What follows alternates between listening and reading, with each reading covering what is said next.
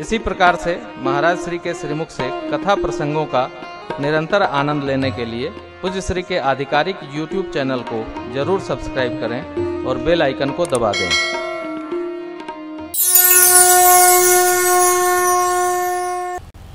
बालकांड प्रभु पाए, अयोध्या कटि मन मोहे।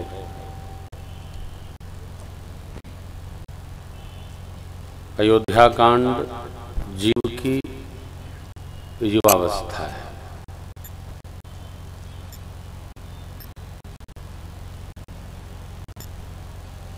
युवावस्था तप के निमित्त है।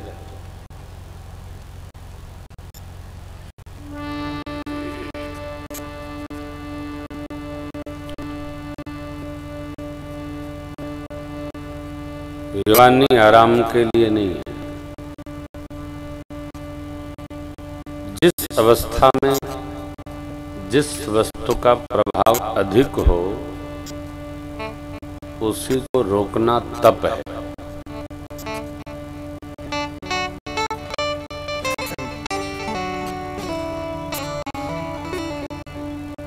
बचपन खेलने के लिए नहीं है, अध्ययन के लिए है। बाल मन खेलता बहुत है। समझदार माता पिता दादा दादी बच्चों को समझदार समझा करके उनको खेल के साथ पढ़ाई में प्रेरित करते हैं। रोकने से कोई रुकता नहीं। बचपन का ये सहज स्वभाव है, उसको खेल से अधिक प्रेम होता है। युवावस्था में उच्छृंखलता का स्वभाव है। युवानी उछलती है, भटकती है, दौड़ती है।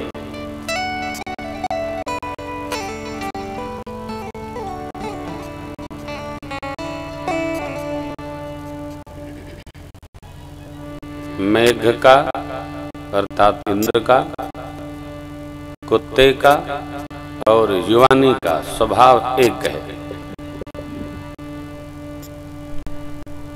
तीनों एक जैसे। हमारे जीवन में जो युवावस्था है वो तप हेतु है। अब तप कौन करेगा, कैसे करेगा, इसी की प्रेरणा है अयोध्या कांड।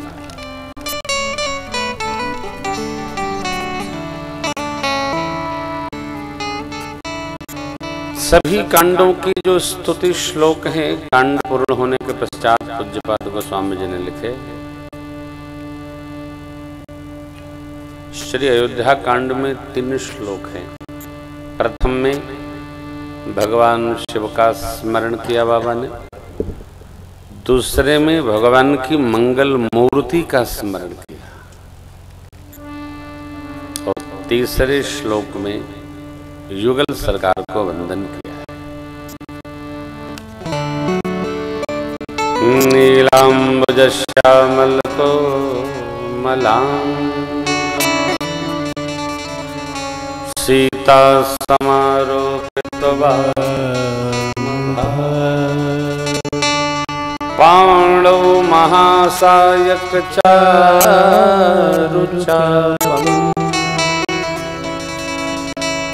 नमामि रामं रघुवंशनाथम्।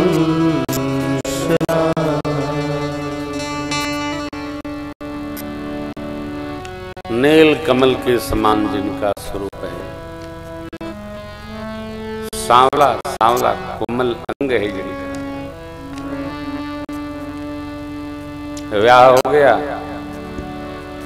सीता समारोपित वामभाग,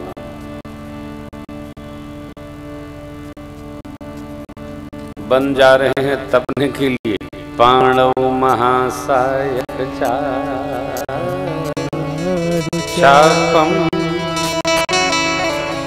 लौट कर आगे नमामि रामं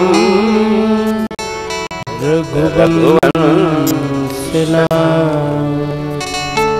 सरकार राजा बन गया।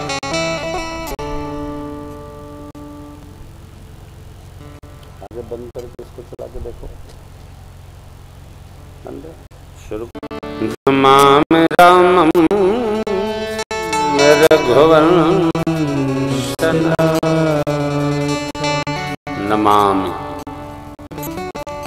रघुवंश के नाथ श्री रघुनाथ जी को वंदन करते हैं।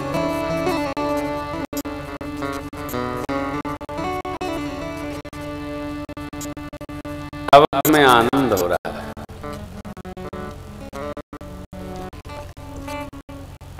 बहुत आनंद हो।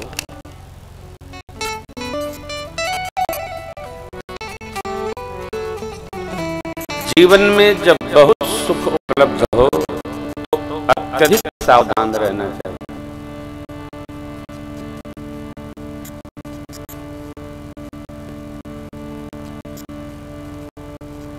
दुख भी तो आएगा, केवल सुख रहेगा, आएगा ही आएगा, यही कथा है।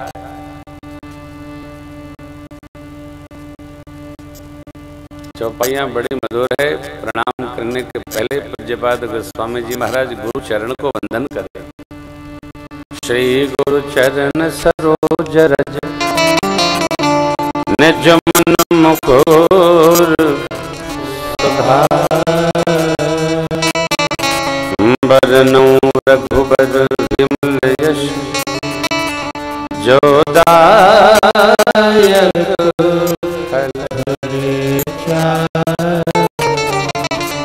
विमल यश। कैसे गुरु चरण रज से मन मुकुर मन के दर्पण को सुधार कर वर्णन करता हूं,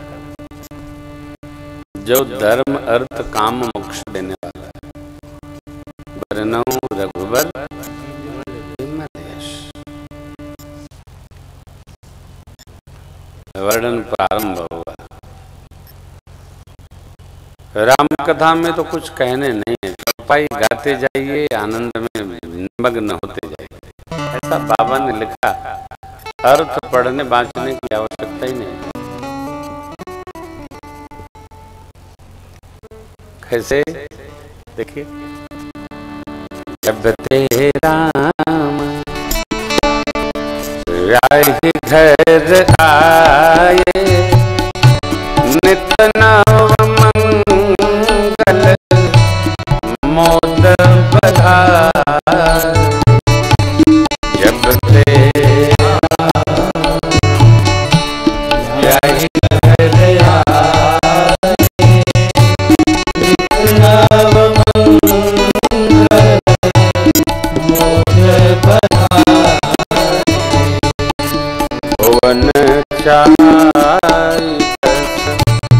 भूधर भार सुकृत में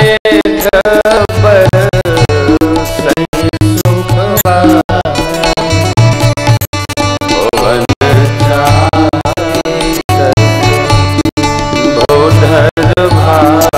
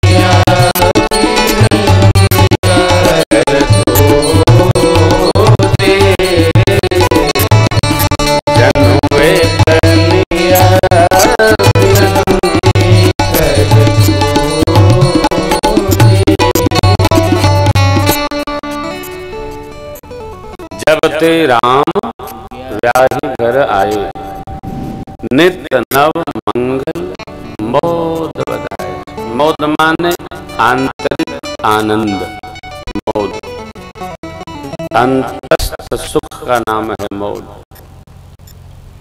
बच्चों में दिखाई पड़ता है, छोटे बच्चे सो रहे हों, उनकी जो प्रसन्नता मुखमंडल पे आती है उसका भाव है, नाम है मोद।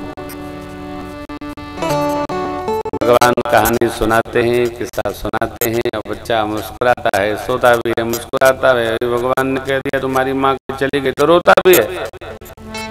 वो जो भाव है मुख का वो मोद है, आंतरिक आनंद। बस लाला इसी से काम लो।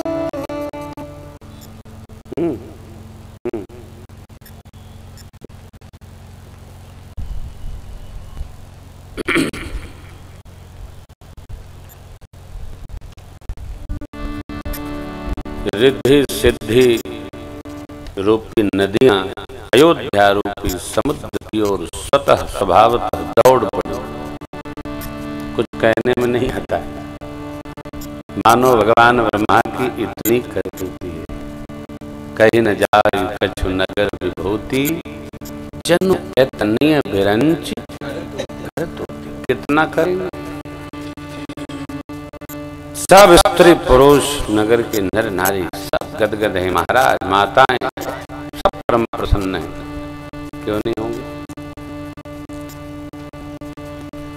समझदार व्यक्ति हर स्थिति परिस्थिति में सावधान रहता है।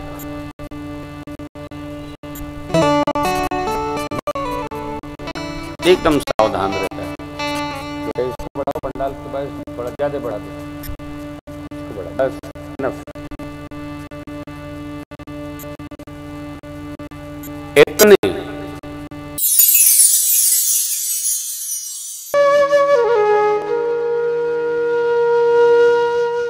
इसी तरह सुनते रहिए, चैनल को सब्सक्राइब करिए, बेल आइकन को दबा दीजिए और पुण्य अर्जन के लिए अपनों में शेयर करिए।